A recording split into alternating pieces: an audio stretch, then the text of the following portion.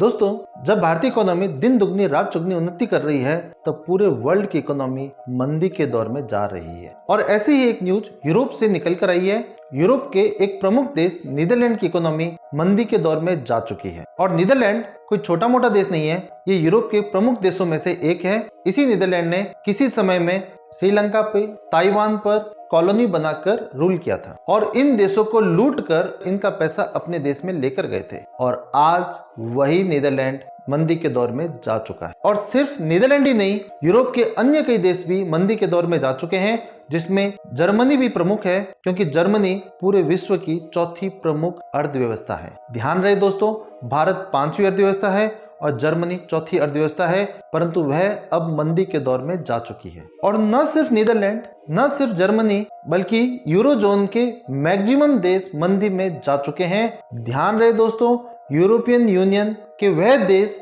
जहां पर एक कॉमन करेंसी यूरो चलती है, सिर्फ उन्हीं देशों को यूरोजोन कहा जाता है, क्योंकि यूरोपियन यूनियन के कुछ ऐसे देश भी हैं जो यूरोपियन यूनियन का तो पार्ट है, परंतु वहां पर यूरो करेंसी नहीं चलती, उन्हें यूरोजोन का पार्ट नहीं माना जाता। यूरोप के अंदर आर्थिक मंदी का एक प्रमुख कारण रूस यूक्रेन का युद्ध भी है, क्योंकि रूस से जो उनको पेट्रोल गैस की सप्लाई मिल रही थी वह नहीं मिल रही और इसके कारण उनके प्रोडक्शंस पे और अन्य चीजों पे फर्क पड़ा है, जिसके कारण वहां पे महंगाई हुई है और इस वजह से उनकी जीडीपी कम हुई है। दोस्तों, ये आर्थिक मंदी सिर्फ यूरोप तक ही सीमित नहीं है, बल्कि न्यूजीलैंड, ताइवान और अन्य 20 से भी ऊपर ऐसे देश हैं जो आर्थिक मंदी में जाने को तैयार बैठे हैं। हो सकता है अगला नंबर कनाडा का हो, परंतु जब पूरे वर्ल्ड की इकोनॉमी खराब दौर में गुजर रही है, उस समय भारत की इकोनॉमी दिन दुगनी रात चौगनी उन्नति कर रही है। और यूरोप के देश जो भारत से मित्रता का दम रखते हैं, परंतु वह अंदर ही अंदर जलन रखते हैं।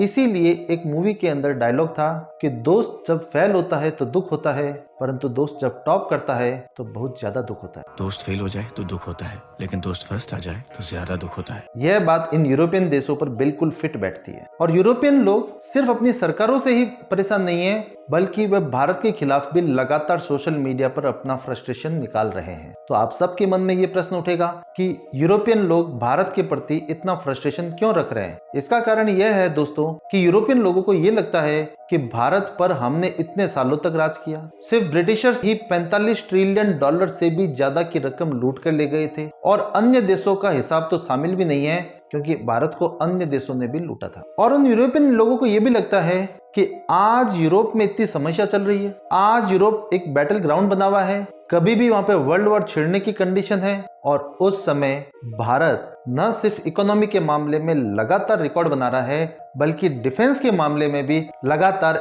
विश्व की एक प्रमुख शक्ति बन रहा है। और भारत न सिर्फ इकोनॉमी के मामले में, न सिर्फ डिफेंस के मामले में, बल्कि स्पेस के मामले में, इंफ्रास्ट्रक्चर के मामले में, एग्रीकल्चर के मामले में और हेल्थ के मामले में सभी जगह अपने रिकॉर्ड बना रहा है। तो अब यूरोपियन लोग सोशल मीडिया पर जानबूझ के इस प्रकार का नैरेटिव बनाना चाह रहे हैं कि हो सकता है भारत अपनी इकोनॉमी के डाटा ही गलत दे रहा है, भारत ने हेरा फेरी करके गलत डाटा विश्व के सामने प्रस्तुत किए हैं। तो मैं उन यूरोपियन लोगों से यह कहना चाहूंगा कि भारत कोई चीन नहीं है जो गलत डाटा प्रस्तुत करे। भारतीयों ने बहुत मेहनत करके इस मुकाम को हासिल किया है। और उन यूरोपियन लोगों से मैं ये भी कहना चाहूंगा कि अपना फ्रस्ट्रेशन थोड़ा बचा के रखो, क्योंकि भारत ने तो अभी उड़ना ही शुरू नहीं किया और जब भारत अपनी उड़ान भरेगा उस समय आपकी क्या हालत होगी, इसके लिए अपना फ्रस्ट्रेशन को थोड़ा सा बचा कर रखो। और दोस्तों, यहाँ पर भारतीय लोगों को खुश होना चाहिए, क्योंकि यूरोपियन लोगों का फ्रस्ट्रेशन ही अपने आप में इस बात का प्रूफ है कि भारत सही ट्रैक पर चल रहा है। आपको क्या लगता है दोस्तों, क्या भारत सही ट्रैक पर चल रहा है? क्या यूरोपियन लोगों का फ्रस्ट्रेशन वाजिब है? आप हमें कमेंट सेक्शन में बताएं।